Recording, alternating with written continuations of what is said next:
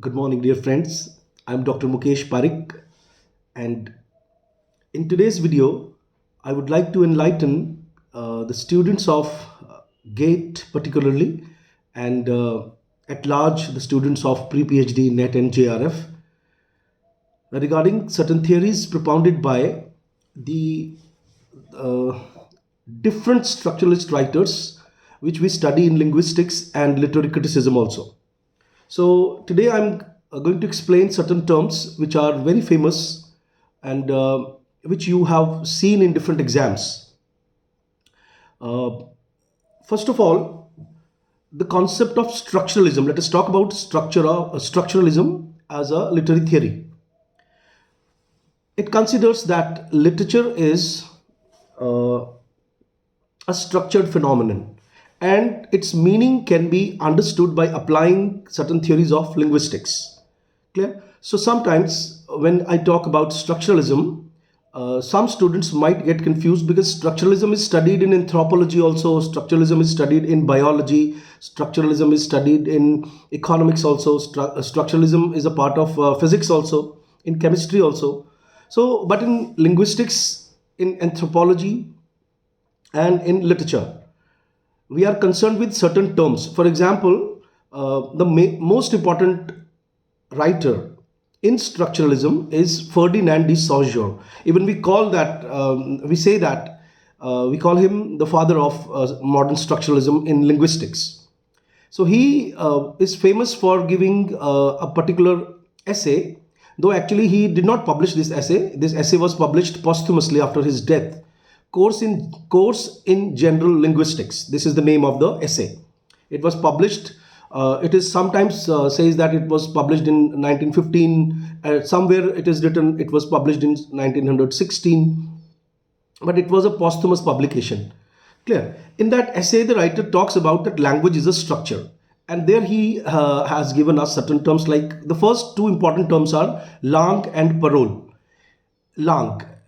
There are two particular terms in French. One is langue, another is language. So we are concerned here with the word langue, Langue.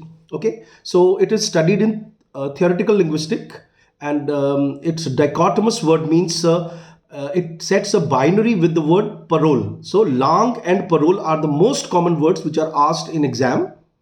So the French term langue, which is an individual language, you can write the meaning that in English it is its meaning is an individual language. Okay, and it comprises the abstract systematic rules and conventions of a signifying system. Ferdinand de Saussure says that language is a signifying system, and it is based on a particular kind of systems of language. For example, being a student of English language, we know that first of all we have to do a mastery over being students of English language embedded in India. We have English as a second language. So how we perform in English? First of all, we have a set of rules. So these set of rules, the set of rules of grammar, tenses, nouns, pronouns, this knowledge is called langue. Okay, and what is parole? Parole is when it is performed. Means suppose I'm using English, I'm speaking English, then I'm using these rules, these set formulae of language. I'm using langue, and based on the knowledge of langue, I'm performing on this langue and making new sentences, which is parole. So I think you can understand now that the two terms, langue means an individual language, and in contrast, the term parole means a speech, and it refers to concrete instances of the use of langue, including texts, and provide the ordinary research material for linguistics. If you don't want to get confused in langue and parole, you can simply understand that langue is set of rules, and parole means the way we use these rules. Okay, so written English is, or written set grammar is langue, and your performance of English, or say any language, is your parole. Uh, these two terms are also called competence and performance. Clear? So sometimes you will find that they ask you these questions also, but competence means your knowledge of the rules, and performance means how you use at an instance, in any given instance, how you perform the sentences. Clear? So lang and parole are two basic terms. Now I'm coming to the two another terms, synchrony and diachrony. Synchronous or diachronous, these two terms, synchrony and diachronic. So these are two complementary viewpoints in linguistic analysis, and as we have a word synonym, or say synecdoche. So sy and syn, from the word syn, and chronos means time. So at the same time, so when we study a language, when we try to understand the meaning of a language, by contrasting it, by comparing it with the other languages spoken in the same time period, there we say that we are talking about a synchronic analysis of a language. And then comes diachronic, mean to say, suppose we are studying Hindi of this era and comparing it with the Hindi used in Hindi cinema in 100 years ago. Clear? Or say 80 years ago. So those two time frames, you will find there is a change in the usage. For example, suppose we study English here in England, suppose, and then we study the English of Chaucer, then you must have come across the term like the great vowel shift. So there is a great difference in the usage of the words, in the usage of tenses, in the usage of vowels, in the usage of consonants, in the usage of even accent also. So synchronic and diachronic studies means the study of language at present with the other language spoken in the same era, and diachronous means two different times in the history. Clear? So these are two another terms. So far we have discussed langue, parole, synchrony and diachrony, and then let us talk about syntagmatic analysis and paradigmatic analysis. Again, there are two terms propounded by Ferdinand de Saussure.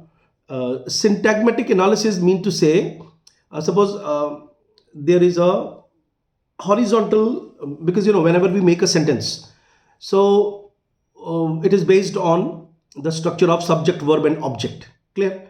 So when we look at the surface structure of sentence, and we suppose object is made subject and subject is made object. Clear? By way replacing the words this way on the parallel horizontal level, and suppose we come across different meanings, then we say that it is a syntagmatic analysis. Now how it is related, because it is studied in linguistics for the purpose of making new sentences. Clear? But if we take it into the analysis of literature, then we can understand how meaningful images are placed in a narrative. So these meaningful images can also be termed as or they can also be taken as entities like subject, verb and object. It means literature is also, because literature is made up of language, and suppose we understand language properly and structurally, then with the usage of language we can understand a narrative also, how the mind of the writer must have worked. So that way syntagmatic analysis mean to say a horizontal analysis of the different items in a sentence, and paradigmatic mean to say, suppose we replace a word in vertical line. Suppose I say Ram goes to school, then another sentence is Hari goes to temple, Sham comes to my home. Suppose I have written these sentences in a vertical order. Then suppose I replace one word from the second sentence and replace it with the word there in the first sentence. So this vertical shifting of the words is called paradigmatic. And suppose I say that Ram goes to temple, and suppose I replace Ram with temple to make any meaningful sentence. I'm not saying that you can just replace the words in a horizontal pattern and then you can make any kind of sentence, because the sentence should be meaningful. Clear? So syntagmatic and paradigmatic, if you are preparing for the examination point of view, you should remember that Syntagmatic analysis is horizontal, and paradigmatic mean to say it's vertical. Clear? So apart from these 6 terms I have discussed so far, I would also like to enlighten my viewers regarding the most important magazine, Telquel, Telquel. Now they can ask you the meaning of this French word, because it's a French magazine. It was started in the avant-garde period, and it published articles between 1960 and 82. Clear? And its English meaning can be like as is, as such, or unchanged. Now, why I'm talking about Telquel? Because you will be surprised to notice that all the major structuralist and post-structuralist writers, for example, Roland Barthes, Michel Foucault, Pierre Boulez, Jacques Derrida, then Julia Kristeva, these major writers, even Gerard Genette, Umberto Eco, Zeveton, these major writers, they were published in these magazines. Their articles were published. So as such, this magazine has been quite instrumental in making these writers famous and their concepts famous. Clear? So you should remember that this magazine is a French term, and it published major structuralist and post-structuralist writers. Now, in the next video, I'll be talking about Roland Barthes and theories propounded by him. But one should notice that Roman Jakobson, Roland Barthes are the major proponents, apart from this Ferdinand de Saussure. Roland Barthes has given us many terms, and 2 terms I'm discussing in this small video, that is readerly text and writerly text. Now, Roland Barthes falls between structuralism and post-structuralism. Some of his essays and books, were influenced by the literary phenomenon which we call structuralism. And some of his books, after 1950s and 60s, when he published, he was under the influence of Derrida. And we say that, so he has his legs in both the boats of structuralism as well as post-structuralism. As per this video is concerned, I'm going to discuss only 2 terms, readerly text. Now, readerly text means a very simple text, that makes no requirement of the reader to write or produce their own meaning. There are ready-made meanings. A reader just, reads these books or these texts, and is not influenced by any other thing. He's not disturbed by. The meaning is quite clear to him. Clear? So his common sense or doxa or surrounding culture, helps him to understand the exact meaning which is already given there. Okay, there are no products. He does not have to apply his mind there.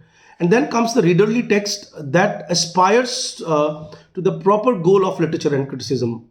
And writerly text and ways of reading constitute, in short, an active rather than passive way of interaction with the culture and its text. So writerly text is more important, because there the reader has to apply his own mind and come up with the meaning. Okay, he has to come up and struggle with the ideology of the writer. It's quite tough for him to understand. So an informed reader can come up with another meaning. He is not satisfied with the meaning what the writer has written. So readerly text means very common book which can easily be understood. Clear? For example, the fables, the animal fables which we study in our lower classes, we can say them, that they are readerly text. And writerly text mean to say any tough reading which we study in our graduation and post graduation. These kind of books, novels, where we can't understand it by our own, and we require a lot much information, and then if we approach them, we come up with different meanings, then we say that it is a writerly text. So I have already decided to make small videos of 10 to 15 minutes, so that my viewers can easily watch them and understand them. And now wait for the next video. I'll be uploading in the evening, and I'll be discussing another important terms regarding post-structuralism, psychoanalysis, etc. Thank you.